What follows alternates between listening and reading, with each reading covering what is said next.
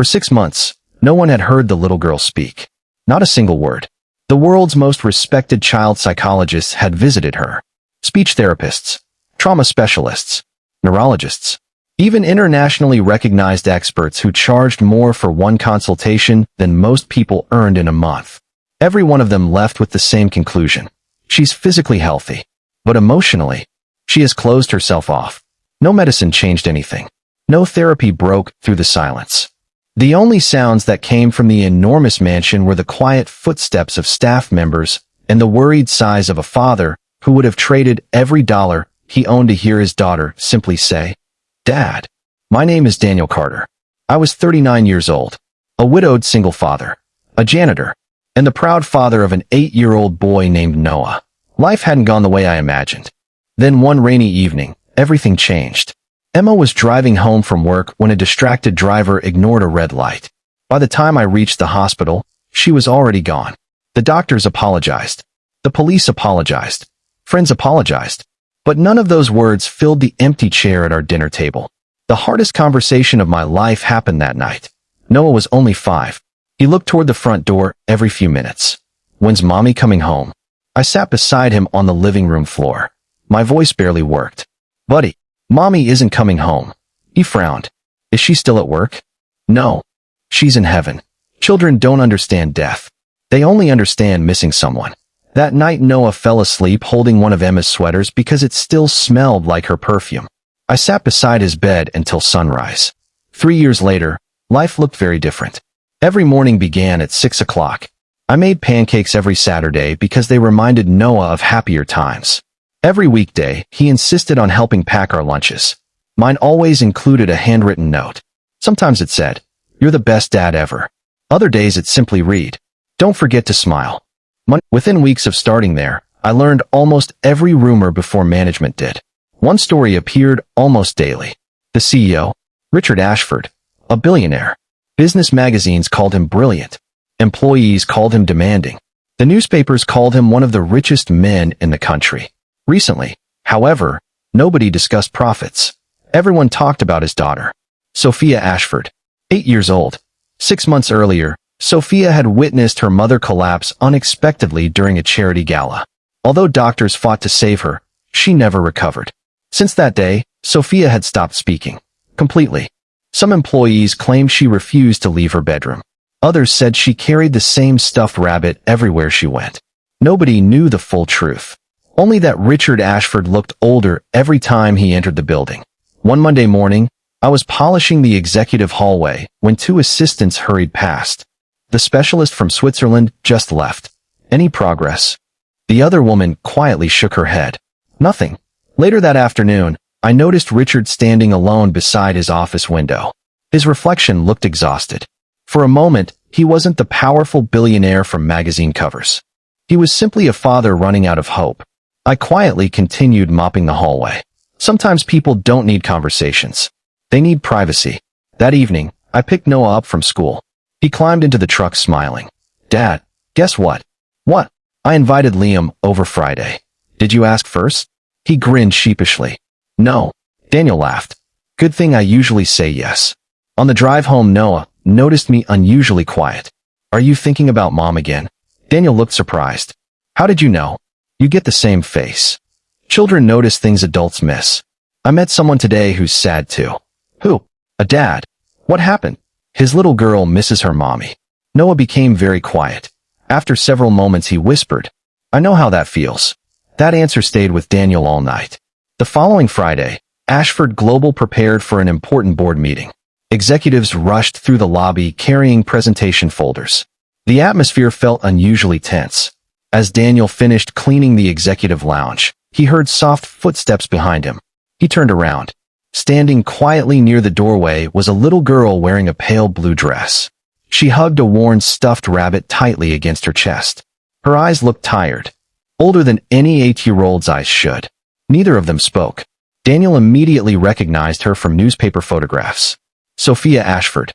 She looked around nervously before slowly sitting beside one of the large windows overlooking the city.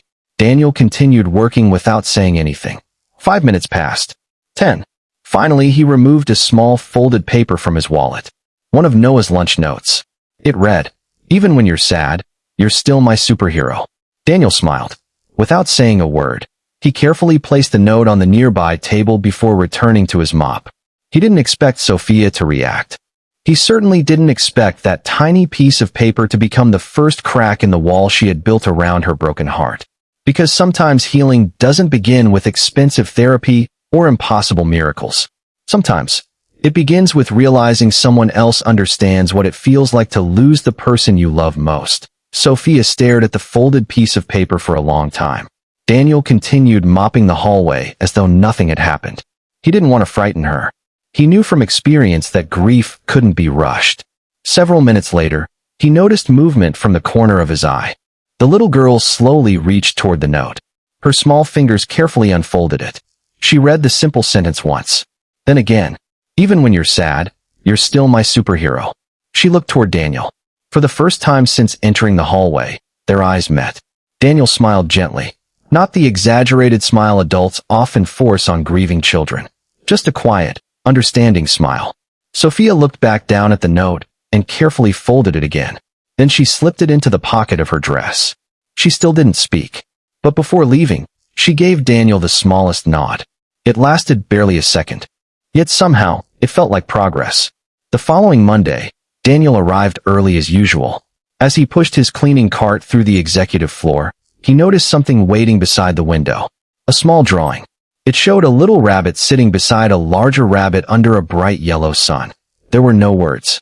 Only the picture. Daniel smiled. He quietly folded the drawing and placed it inside his lunch bag. That evening, he showed it to Noah. "I think someone made a new friend." Noah studied the picture carefully. The little rabbit looked sad. "I think so too. What will you do?" Daniel smiled. "I'll draw one back." Together, they spent nearly an hour creating a simple picture. It showed two trees growing beside each other after a storm. No artistic masterpiece, just something kind. The next morning, Daniel left the drawing where Sophia had left hers. Neither of them spoke. For several weeks, that became their routine. Small pictures, simple notes, tiny reminders that someone understood. One rainy afternoon, Daniel was replacing a burned-out light bulb near the executive lounge when Sophia quietly appeared again. She stood beside him holding her stuffed rabbit. Daniel climbed down from the ladder. "Good morning." She looked at him silently. Then she carefully held out the rabbit. Daniel examined the worn toy. One ear had begun tearing away. "The rabbit needs fixing?" Sophia nodded. It was the first response anyone had received from her in months. Daniel smiled warmly. "I think I can help." He carried the rabbit to the maintenance workshop downstairs. Using matching thread, he carefully repaired the torn ear. When he returned 20 minutes later, Sophia accepted the toy with both hands. She hugged it tightly. Then, in a voice so quiet Daniel almost wondered if he imagined it, she whispered, "Thank you." Daniel froze. His eyes filled with tears. He didn't celebrate. He didn't call anyone. He simply smiled and answered, "You're welcome." Unfortunately, someone else had heard. One executive assistant standing nearby gasped. Within minutes, the news spread through the building. The CEO's daughter spoke. Richard Ashford rushed from a board meeting. When he entered the lounge, Sophia immediately became nervous. She lowered her head again. Richard knelt beside her. "Sophia?" She remained silent. He looked toward Daniel. "What happened?" Daniel answered honestly. "Nothing extraordinary. We just fixed her rabbit." Richard looked confused. "For months, I hired the world's best specialists." Daniel smiled gently. "I wasn't trying to make her talk. I was simply trying to remind her she wasn't alone." That evening, Richard invited Daniel into his office. The billionaire removed his suit jacket and looked more exhausted than Daniel had ever seen. "I owe you more than I can ever repay." Daniel shook his head. "You don't owe me anything.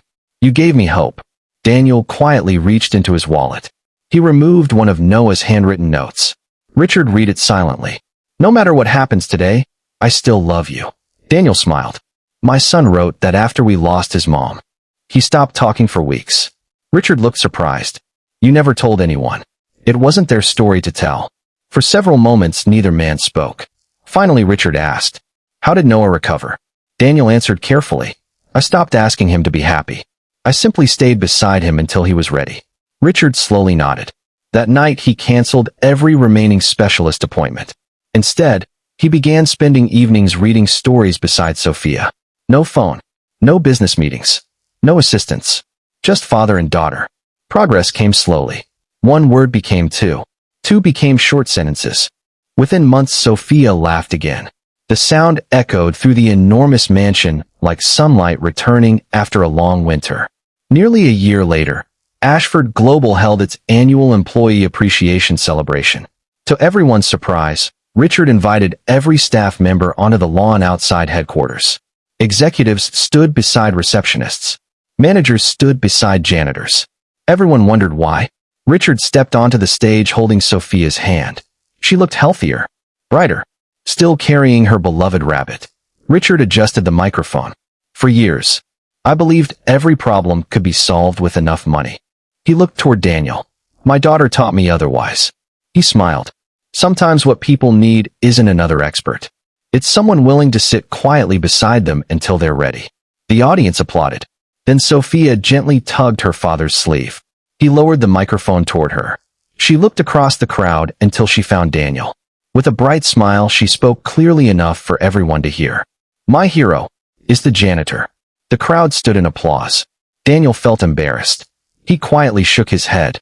Richard walked down from the stage and hugged him. From today forward, you'll never work another day as a janitor if you don't want to. Daniel smiled gratefully.